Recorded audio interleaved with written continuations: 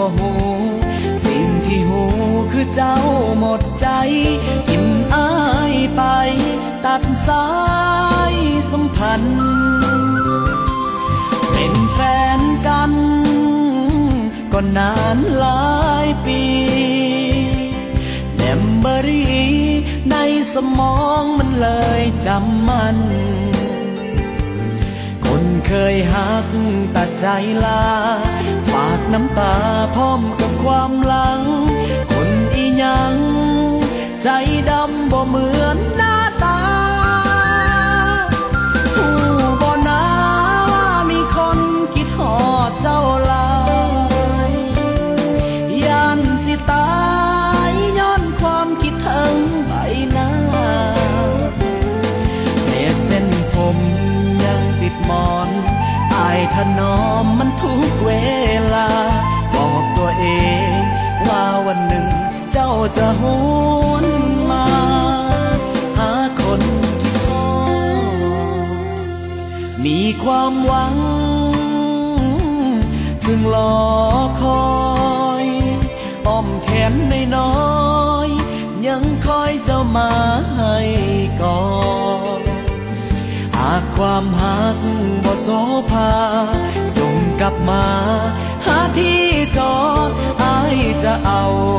ความคิดฮอดจอดใจให้นาผู้บ่นาว่ามีคนคิดฮอดเจ้าหลายยันสิตายย้อนความคิดถึงใบหน้าเศษเส้นผมยังติดหมอนอายถนอมมันทุกเวลาบอกตัวเองว่าวันหนึ่งเจ้าจะหวนมาหาคนคิดฮอดมีความหวังถึงรอคอ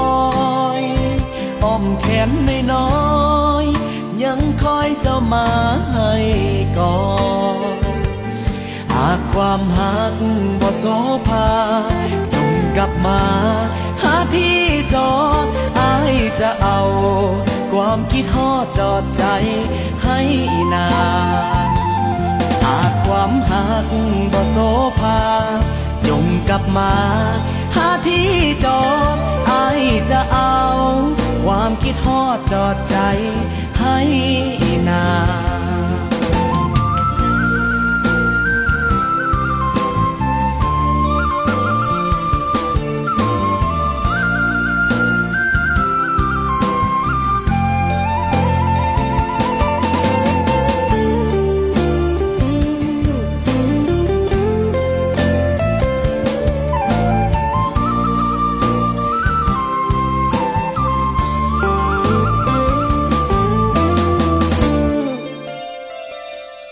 มีความหวังจึงรอคอยอ้อมแขนน้อยๆยังคอยเจ้ามาให้กอดหากความหักบ่โสภาจงกลับมาหาที่จอดอ้ายจะเอาความคิดฮอดจอดใจให้นาหากความหักบ่โสภายงกลับมาหาที่จอดอ้ายจะเอาความคิดฮอดจอดใจให้นา